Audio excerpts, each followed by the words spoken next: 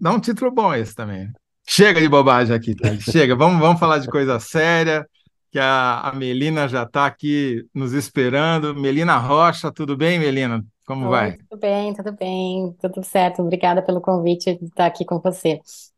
Obrigado por ter aceitado correr esse risco aqui conosco. A Melina, você está no Canadá, é isso? Isso, eu moro no Canadá. E ela é a consultora internacional sobre IVA, o Imposto sobre Valor Agregado, que é isso que o Brasil está tentando, com um atraso aí de o quê? 50 anos, Melina, adotar, junto com os outros mais de 170 países que já adotaram antes da gente, não é isso?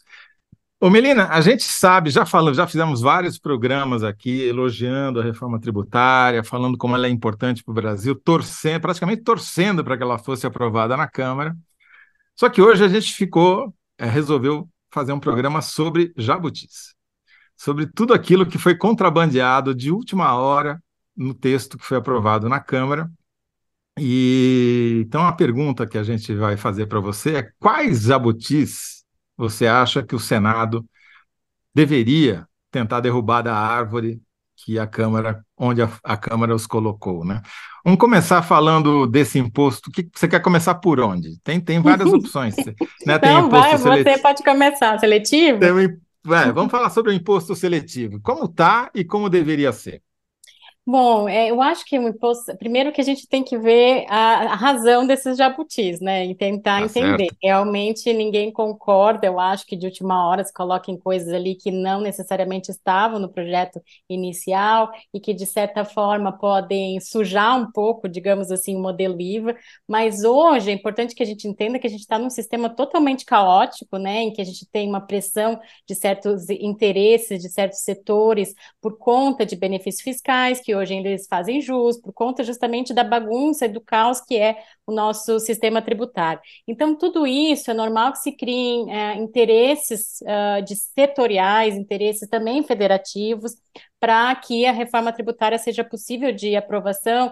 Então, eu acho que o relator, né, para justamente possibilitar a aprovação, ele teve que fazer certas concessões que não necessariamente agrada a todo mundo.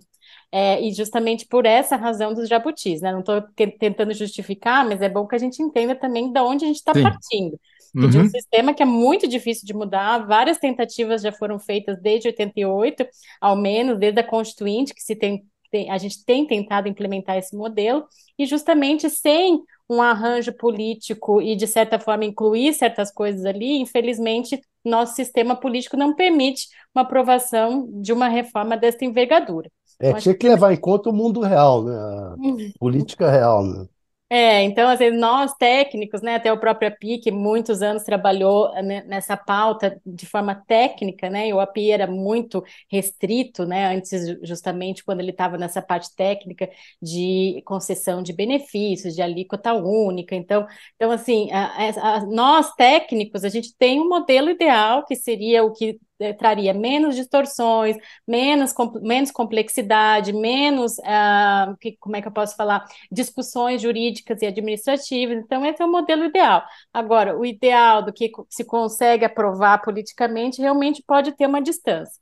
E, ao meu ver, assim, antes da gente passar aos jabutis, eu acho que, assim, tendo em vista o sistema atual, o nosso sistema político, que é muito aberto a essas influências setoriais e federativas, eu acho que o modelo principal do IVA, ele foi colocado de forma muito bem feita. Então, a gente tem um sistema de IVA nos modelos internacionais, né, com destino, com base ampla, então colocou serviços lá, né, que até então era uma grande também Hum. rejeição de certos municípios de que o ISS não entrasse, então isso é uma grande vitória. Você incluir os serviços na base do IVA, tal como nesses 174 países do mundo. Então, não cumulatividade plena foi colocado. Então, assim, o modelo de IVA ele realmente está presente ali, foi muito colocado pelo deputado, muito bem colocado pelo deputado Aguinaldo Ribeiro, muito também ele resgatou todas as discussões do próprio relatório anterior dele na comissão mista, que ele já tinha um relatório, depois isso passou para o Senado pela PEC 110, então ele resgatou muita coisa do Senado, dessa PEC 110 do senador Roberto Rocha, quase 60, 70% do texto, na verdade, reflete aquele relatório. Então, veja, ele partiu realmente de um modelo muito bom, e aí, a partir desse modelo, ele infelizmente tem que Eles fazer. foram piorando. Não, o modelo está garantido. Isso eu acho que é um grande avanço. O modelo está garantido de IVA base ampla, que englobe serviço, não acumulatividade plena e princípio do destino. A grande questão é que alguns jabutis tiveram que ser colocados lá, tanto jabutis com relação ao modelo IVA, quanto outros que a gente pode até falar, aquela contribuição lá do artigo 20, né, para os estados que foi colocado de última hora. Isso não tem nada a ver com o modelo IVA, mas, de certa forma, para garantir a aprovação, teve que ser colocado. Mas eu queria deixar claro que, apesar do jabutis, o modelo está muito bom e reflete os modelos internacionais. Ressalva feita e aceita. Votamos todos com a relatora. Tá bom. Vamos agora às emendas supressivas. Bom, com relação ao seletivo, né? Geralmente, junto com os modelos IVAs, a gente tem um imposto seletivo. Então, quase todos os países do mundo que têm esse IVA, eles têm também, junto em paralelo, o tal do excise tax. E justamente tal como foi colocado ali, né? Para coibir externalidades negativas, prejudiciais ao meio ambiente, à saúde. Então, geralmente se aplica sobre bebidas, né? Então, tem uma Cigarro. base ampla, cigarro, bebidas, etc. Justamente para ter uma diferença. Primeiro, então, o objetivo é diferente do IVA.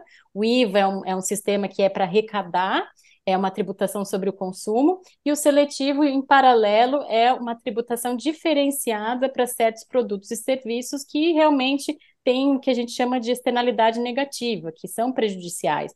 E aí, para você Quer dizer equilibrar. que é para consumir menos. Menos, exatamente, para consumir menos. E justifica ter uma tributação mais elevada justamente porque eles são prejudiciais. Né? Então, assim, existe esse modelo, ele é assim, o que tem sido, o que o pessoal está reclamando da redação é que a redação estaria muito aberta, que, né, poderiam pegar outras coisas, por exemplo, agrotóxicos, né, agrotóxicos que teve um debate sobre o seletivo com relação a isso. Então, assim, eu acredito que para o nível constitucional, o modelo está bom do seletivo, porque está amplo e eu acho que cabe à lei infraconstitucional estabelecer quais são os bens e serviços que ficarão submetidos, dentro, obviamente, daquele quadro que já está ali na Constituição, que é prejudiciais à saúde e ao meio ambiente. Eu acho que está razoável, está bom. Acho que não tem como a gente detalhar demais na Constituição. Nossa Constituição já é enorme, né, na matéria tributária. Então, eu estou satisfeita com o seletivo, não tenho a reclamar, mas eu sei Então, que o pessoal está reclamando. mas, por exemplo, seria compreensível, por exemplo, sobretaxar o uísque, que já é o mais caro do mundo aqui, segundo o levantamento do Julius Baer, em São Paulo, né? Uhum. Mas faz sentido sobretaxar a bicicleta? É curioso, porque o ministro da Fazenda, Fernando Haddad, foi o cara que implementou as ciclovias no Brasil, a partir de São Paulo. Pintou aqui um monte de rua de vermelho para desespero dos tucanos. No começo teve uma chiadeira, pô, hoje espalhou para o Brasil inteiro. São Paulo tem, sei lá, mais de 500 quilômetros de ciclovia.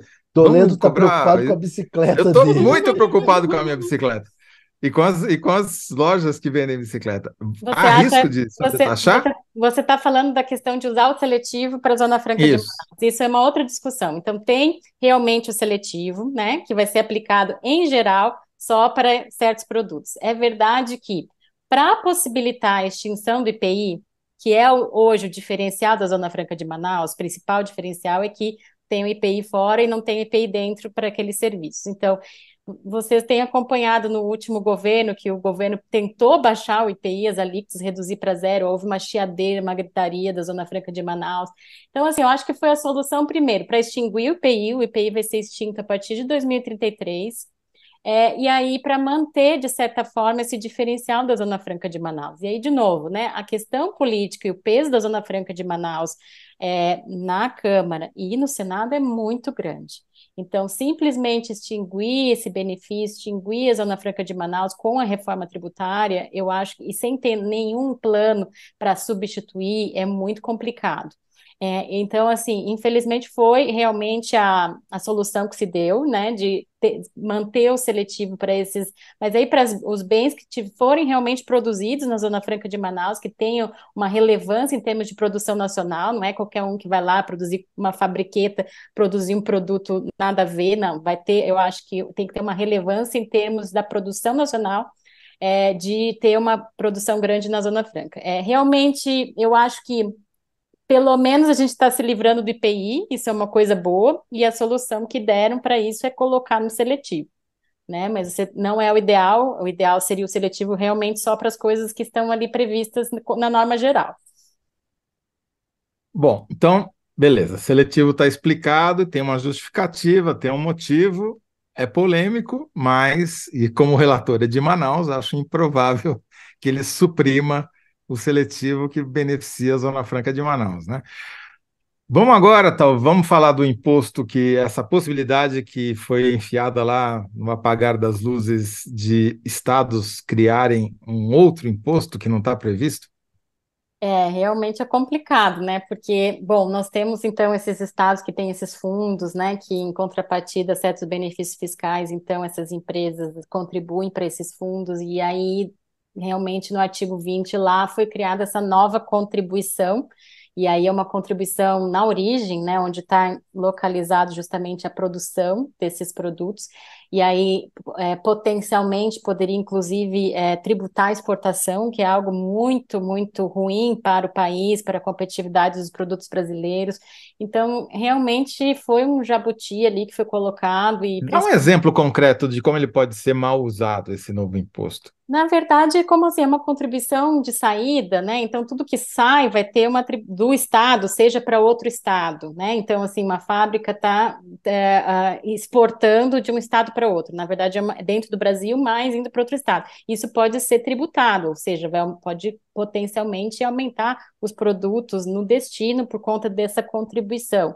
E exportado para fora do país também, né? Então, assim, geralmente, tributação na origem, ela não é boa. Tanto que o nosso sistema agora está migrando de um sistema na origem, pelo ICMS e ISS, para o sistema no destino do IVA.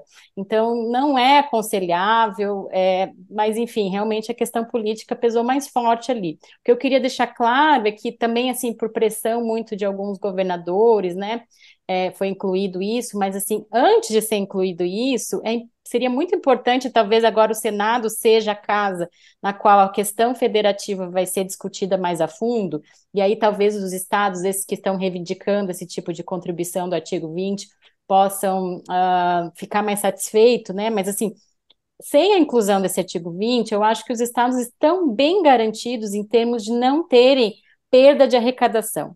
Por quê? Primeiro que a gente vai ter um fundo de desenvolvimento regional. E eu acho que essa discussão em torno do Fundo de Desenvolvimento Regional vai ser muito forte no Senado.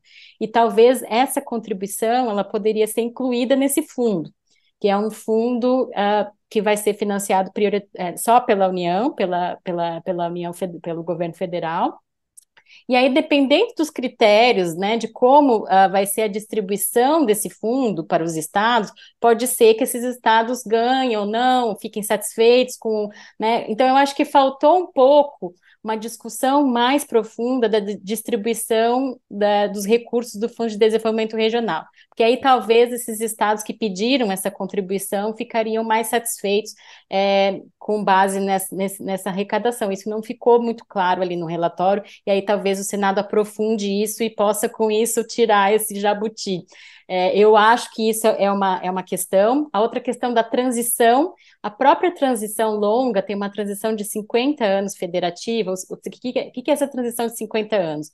Que ela não afeta em nada os contribuintes, ela realmente é uma transição da arrecadação que é hoje na origem para o destino ao longo de 50 anos. Essa transição longa, ela foi pensada e é necessária justamente para mitigar os efeitos dessa redistribuição de receitas da origem para o destino. De forma que, com o passar do tempo, né, e com os efeitos positivos da reforma no crescimento econômico, né, então a gente vai ter mais demanda, mais arrecadação. Então, isso, ao fim dos 50 anos, há vários estudos feitos aí por economistas, Sérgio Gobetti, por exemplo, do IPEA, mostram que, ao final de 50 anos, nenhum estado perde na arrecadação. Junto com isso, a gente tem um seguro-receita de 3% da receita do IBS, que é justamente para assegurar que os estados que vão ter maior redução na participação da arrecadação vão receber também esse seguro-receita. Então, eu acho que talvez tenha faltado um pouco assim de ver os cálculos, de ver que realmente, né, deles se assegurarem que eles não vão perder, principalmente os estados que são de destino hoje, né? Porque Eu estou entendendo, então, Melina, foi mais um seguro, um resseguro, né? Porque já tinha um seguro, eles criaram um seguro em cima do seguro, para que se der alguma coisa errada, a gente cria essa contribuição aqui. Até porque eu não entendo muito a lógica de um Estado criar uma contribuição, ele vai exportar a indústria, na verdade, né? Ele vai afastar as indústrias, não os produtos. exatamente, porque é justamente sobre as indústrias que estão fabricando produtos ali no território deles. Então, mas bom, infelizmente isso foi incluído. Eu acredito que há espaço para o Senado discutir um pouco mais dentro do Uhum. IVA, como eu falei, esses fundos, essa transição, o seguro-receita, para assegurar que os estados não vão perder e deixar eles mais confortáveis para não criarem essa contribuição aí que foi inserida. O Thales está se coçando ali para perguntar sobre as exceções que foram também em bando, né? Que foram criadas. E vou começar pela. O que você acha, Thales? Começamos pela bancada da bala ou pela bancada da Bíblia? Pelas exceções para as igrejas ou exceção para o agro? Eu acho que Começar pelas igrejas, que para as igrejas é maior a exceção, né? mas é uma exceção só. No agro tem uma lista interminável, né? É, qual a consequência disso, da exceção para, como é que é? Entidades religiosas, templos de qualquer culto, incluindo suas organizações assistenciais e beneficentes? Bom, eu acho que realmente essa questão da imunidade, as PECs, tanto a 45 quanto a 110, em nenhum momento queriam mexer com a imunidade, né? Eu acho que, assim, no máximo, ampliar a imunidade do livro, que hoje é só para imposto, para contribuição para a CBS, eu acho que talvez isso talvez estava no radar. Agora, realmente ampliar outros tipos de imunidade não estava no radar e não estavam previstas originalmente em nenhuma das PECs. Eu acredito que realmente, que eu posso falar, alargou realmente, de certa forma, tem um potencial de alargar algo que elas não têm agora, né, as entidades religiosas, e, de novo, é o que eu posso falar, assim, não é o ideal, nesse alargamento de benefícios fiscais, mas foi o que foi possível politicamente, né, não sei se é alguma É negociação. mais do que elas já têm hoje, não? Eu acho que estende para as entidades a elas relacionadas. Acho que o texto alargou um pouquinho para não só para as igrejas em si, mas as entidades mantidas, né, pelas igrejas. Então, mas não sei se até que ponto, eu não cheguei a analisar até que ponto alarga mesmo, porque talvez muitas dessas entidades já fazem jus atualmente a um certo benefício ou imunidade por serem entidades sem fins lucrativos, etc. Eu não cheguei a analisar a fundo especificamente se vai ter um grande alargamento ou não, mas certamente mudaram um pouco a redação para incluir, ou ao menos dar mais segurança jurídica para outras entidades que não estavam ali expressamente incluídas. E daí tem a alíquota com desconto, né? Já conseguiram aumentar o desconto inicial era de metade da alíquota, né? Um desconto de 50% da alíquota, né? Iam cobrar só metade do valor. Se for 25, iam cobrar 12,5, mas agora já não é, aumentou para 60% de desconto. E há É, uma conversa de talvez aumente para 80. É por aí? tomara que não. E isso permite também que o pastor bote na igreja dele um monte de entidades dele, né? Sim. Que vão passar a ser É, Eu acho que os pastores imunes. aqui de São Paulo deviam começar a montar entidades para bicicleta também, né? Vamos promover o ciclismo aqui.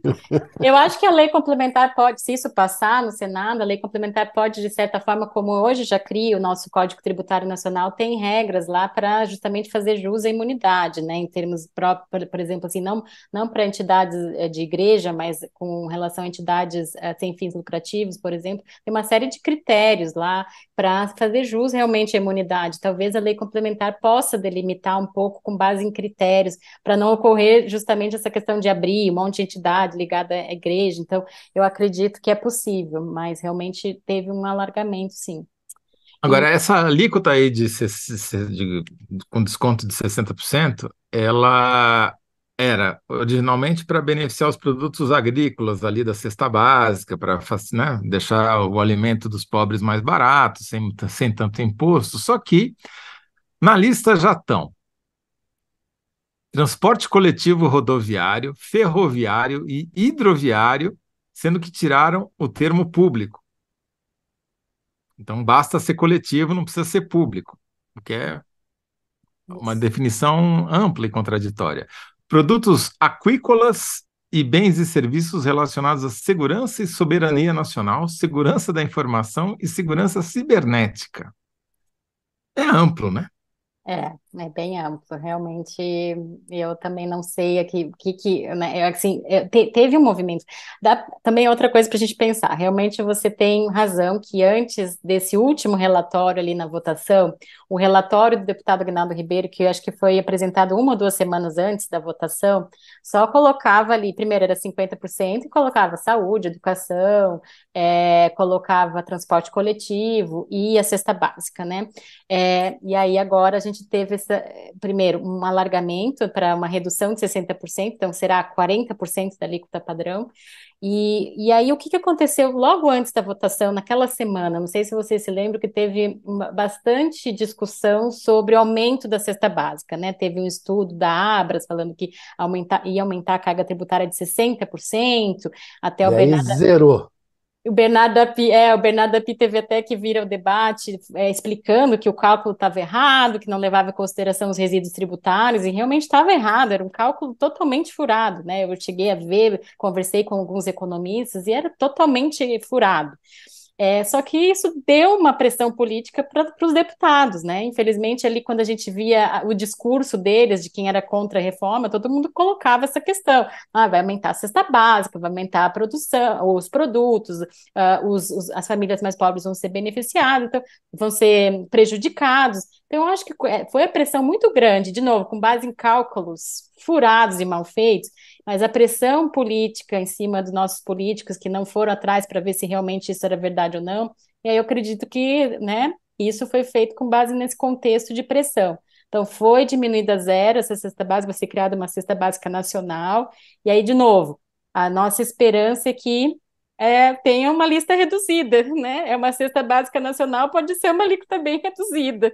Vamos ver, né? Mas, assim, ainda tem produtos agrícolas ali na redução de 60%, e tem também a alíquota zero, né? Tá ali expressamente para produtos hortícolas, frutas e ovos, né? Que seriam mais ou menos os produtos in natura.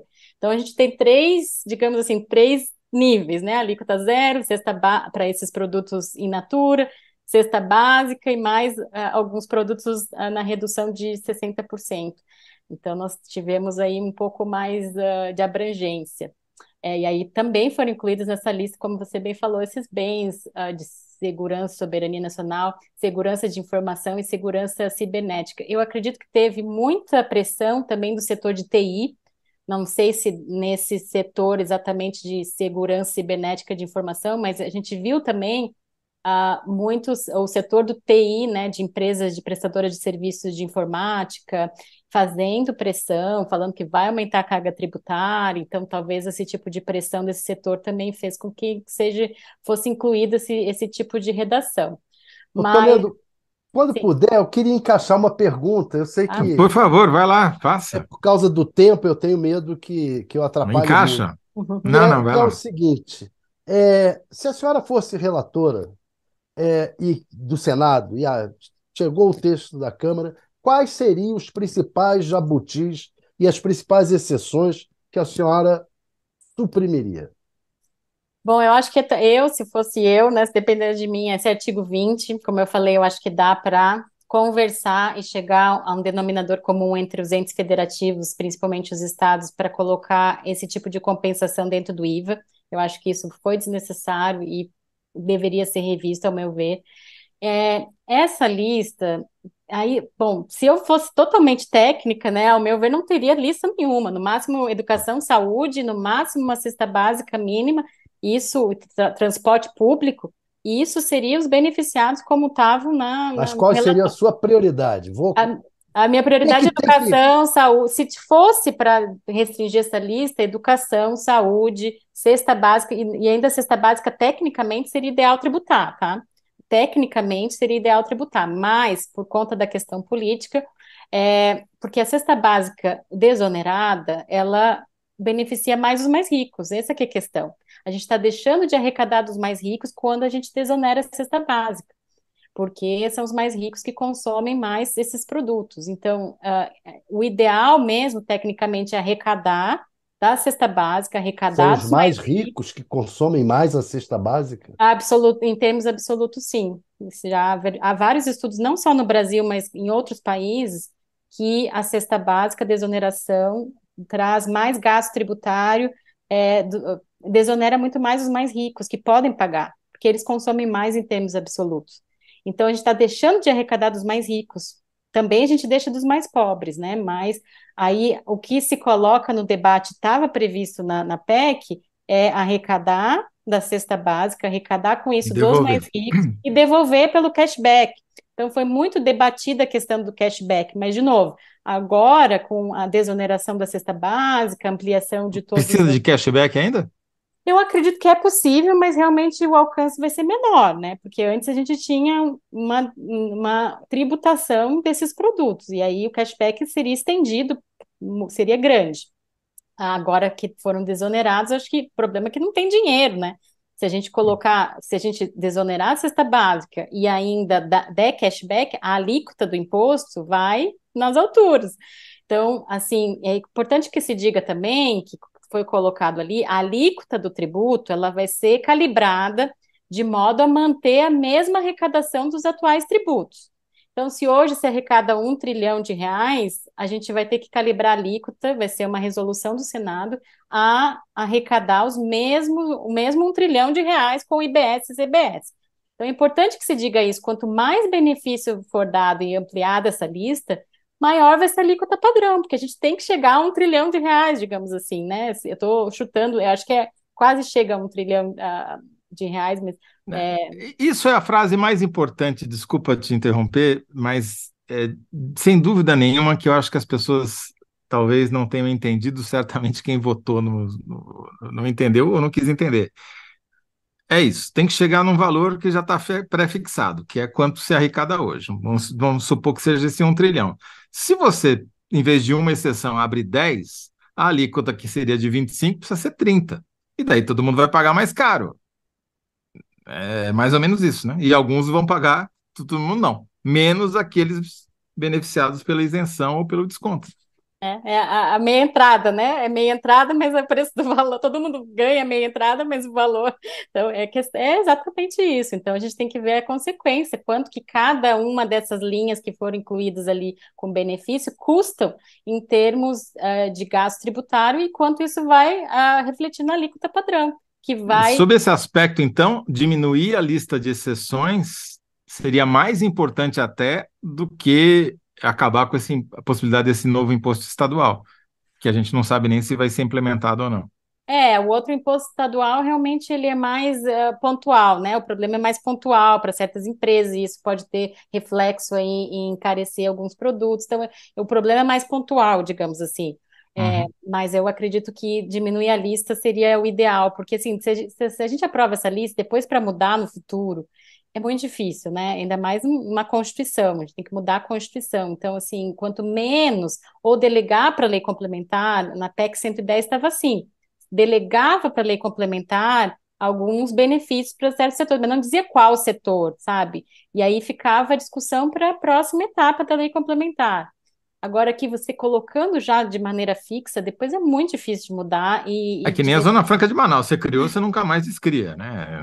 Não tem como, né? então a Então, tendência é já ampliar mais, a tendência é ampliar e não reduzir, né? Mas tomara que o Senado seja, novo relator, saiba pelo menos, tenha consciência das consequências de ampliar mais esses benefícios. Bom, o Thales fez muito bem em fazer essa pergunta, porque era a pergunta mais importante dessa entrevista, e infelizmente a gente já bateu no nosso horário, e eu vou sugerir, então, como síntese, e a Emiliano, você vai dizer se está de acordo ou não, que o, o ideal, né, quer dizer, o mais importante para o Senado seria diminuir o número de exceções, para que todo mundo pague menos, Senado, e não Senado precisa diminuir a lista de as, exceções. as exceções para que todo mundo pague menos, né, e Isso. não. Se conseguir politicamente diminuir é o ideal, mas com certeza não aumentar. Você já está querendo manter, você já está achando que se Não, garantir que não aumente, é menos ruim. É, a tá? O questão é risco é maior. política, né? Essa que é a questão, a gente foge da questão técnica, né? Assim, o ideal seria nenhum benefício, mas foge da questão técnica, e a gente precisa dessa reforma. Então, assim, fico contente que passe com alguma lista, mas que passe, que seja aprovada, e que a gente tenha um IVA, sabe? Mas, assim, realmente é o balanço, né? O equilíbrio, até que ponto a política não está desvirtuando o sistema, e até que ponto o sistema ideal tem que está minimamente garantido ali para que saia uma reforma tributária. A gente já estourou, mas eu só vou tirar uma dúvida minha pessoal. Em tese, a reforma só começa a ser implementada muito lentamente a partir de 2030, é isso? Nós temos É, primeiro em 2026, já é implementado os dois tributos, né? Mas o IBS ele vai ser implementado com uma alíquota de 0,1%, e essa alíquota ela vai durar até 2033. 2033. tá. Então, 2026 a 2033, os atuais tributos vão diminuindo e essa alíquota vai aumentando ao longo do tempo Uhum, até chegar à alíquota cheia.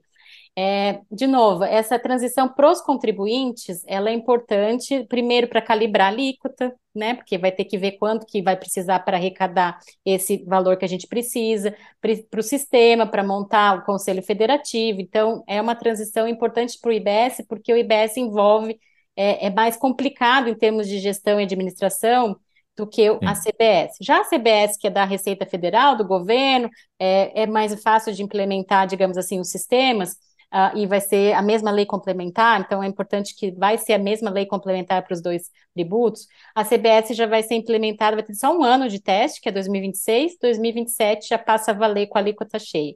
Então, e a CBS já vai ser, como são as mesmas regras, já vai ser um teste mesmo para o IBS alíquota cheia depois que vai ser implementado.